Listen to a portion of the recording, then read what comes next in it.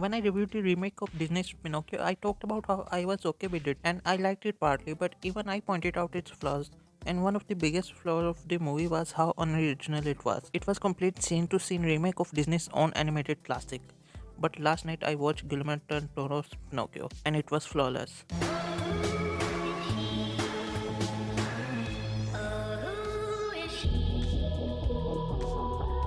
All the problems with Disney's remake were solved in Guillermo del Toro's version, and I personally think this is the best adaptation of Pinocchio since Disney's animated classic. Guillermo del Toro didn't just remake this movie, but it is a retelling of Pinocchio's story with his own twist and style. It is way more darker and serious than Disney's version. It is set during the time of Mussolini and it dives into topics such as war and slavery. And it was actually refreshing because of how realistic it was.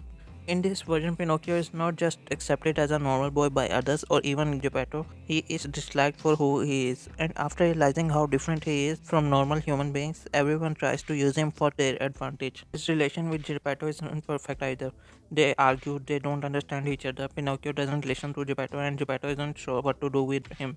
Despite all that, their relation is shown really well, and you can tell why they need each other. Unlike Disney's remake, which just starts with Geppetto wishing for his son back, this movie starts with showing Geppetto and his actual son, Carlos. How close they were, how much Carlos meant to him, how he lost him, and what it did to Geppetto.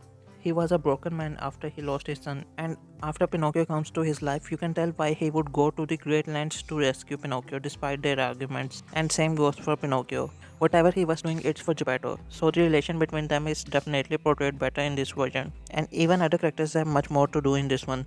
Sebastian the cricket role is much more important in this. He is a lifesaver really. He helps not only Pinocchio but Geppetto as well. He is the sound of reason to them. Even the villain's characters arcs are much more satisfying in this. They were not just one-dimensional character like Disney's remake. I am the one who knocks. The best thing about the movie is the creativity behind it.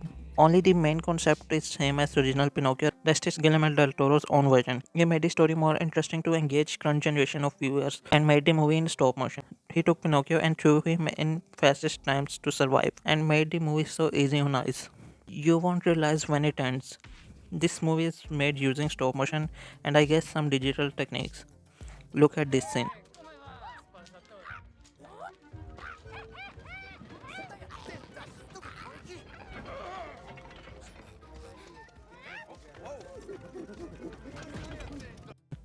Now see this. This is how much effort this one scene took, and the whole movie is made like this. The time, efforts, and creativity that went into this movie is unbelievable.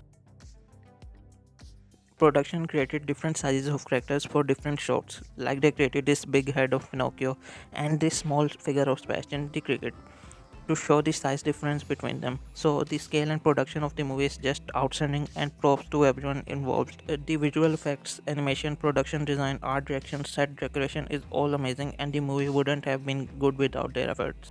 Disney's remake didn't have any creativity going for it, even I'd admit that much. They just did what any big budget movie does. They used CGI and CGI of some characters was pretty bad to be honest. You appreciate this movie more and more when you see the characters being so expressive despite being made using stop motion. You connect with it more seeing the handmade animation. It is just more artistic and more likable than a weird looking CGI creature. Another plus point of this movie is the great voice acting by the cast. This movie has an incredible ensemble cast. Sebastian the Cricket is voiced by Evan McGregor. I didn't realize it till the end, but his voice work was really good.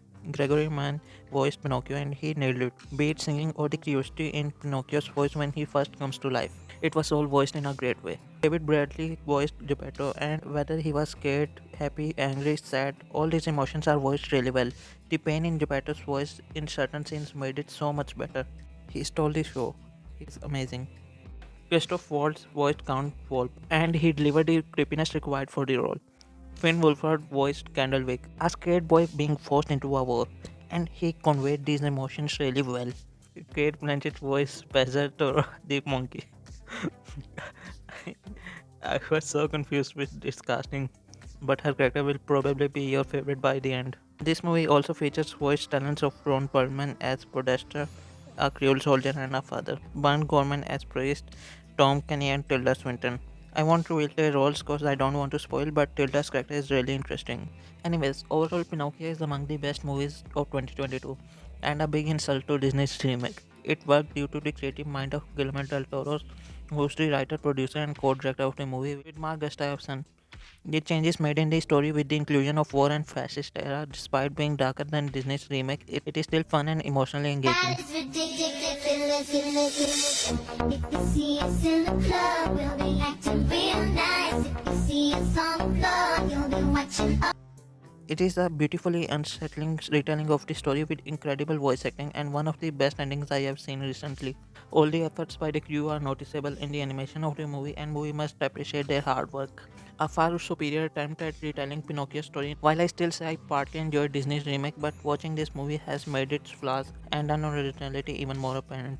And that's where I will end this video. My rambling comes to an end. Thank you for watching. If you like the video, press the like button and subscribe to the channel and comment below if you like this movie or not. And by the way, I made a community post asking for your top 10 best movies of 2022. So if you can comment and share your favorite movies of 2022, I will appreciate it. I will see you in the next video. Goodbye.